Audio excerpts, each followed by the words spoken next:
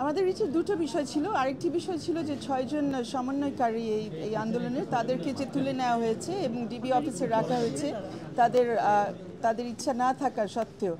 বারবার বলা হয়েছে এবং আপনারা শুনেছেন যে সরকার পক্ষে যারা দাঁড়িয়েছেন আদালতে ওরা কয়েকদিন ধরে বলেছেন যে তাদেরকে ওখানে নিরাপত্তার স্বার্থে রাখা হয়েছে। ওরা বের হয়ে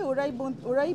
বিবৃতি দিয়েছে যে না, তাদেরকে নিরাপত্তার স্বার্থে রাখা হয়নি, সেই ধরনের প্রহসনের নিরাপত্তা তারা চায়নি এবং তাদের চলাফেরার উপরে নিয়ন্ত্রণ ছিল, কার সাথে তারা সাক্ষাৎ করতে পারবে তার উপর নিয়ন্ত্রণ ছিল। আলটিমেটলি তাদেরকে যখন যেহেতু মুক্তি দেওয়া হয়েছে,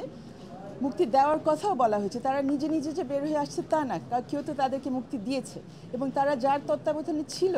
যেই ব্যক্তি ডিবি হারুন, ওনাকেও এর মধ্যে ওই জায়গা থেকে সরানো হয়েছে। সো অ্যাডমিটেড অনেক ঘটনা এর মধ্যে ঘটে গেছে, কিন্তু কোর্ট যেটা বলেছে যেহেতু আমাদের প্রেয়ারও ছিল যে তাদেরকে মুক্তি দেওয়া হোক, তারা যেহেতু এখন মুক্ত অবস্থায় আছেন এই ব্যাপারে ওনারা আর কোনো মন্তব্য করতে চান নাই বা এই বিষয়টা নিয়ে তারা আর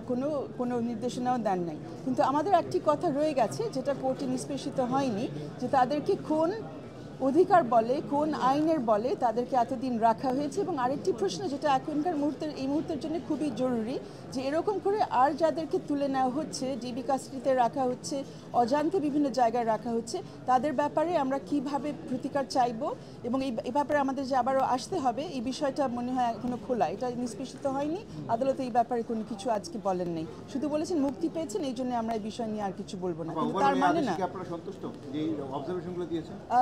আমরা ওনাদের যে অবজারভেশন হয়েছে গুলিবর্ষণের ব্যাপারে সেটাতে আমরা অবশ্যই সন্তুষ্ট, কারণ ওরা পরিষ্কার করেছেন যে আইন অমান্য করে কিছু করা যাবে না এবং আইনও খুবই পরিষ্কার যে গুলিবর্ষণ এমনি করা যাবে না, লাইভ রাউন্ড যখন ইচ্ছা চালানো যাবে না এবং এটা ক্লিয়ার এবং আইনটা এখন স্ট্রিক্টলি ফলো করতে হবে। আমরা সবচাইতে বেশি সন্তুষ্ট যে আদালত বলেছে যে যারা এই ধরনের ঘটনা ঘটায়, আইন বহির্ভূত কোনো ঘটনা যারা ঘটায়, আটকের ক্ষেত্রে হোক গুলিবর্ষণের ক্ষেত্রে হোক,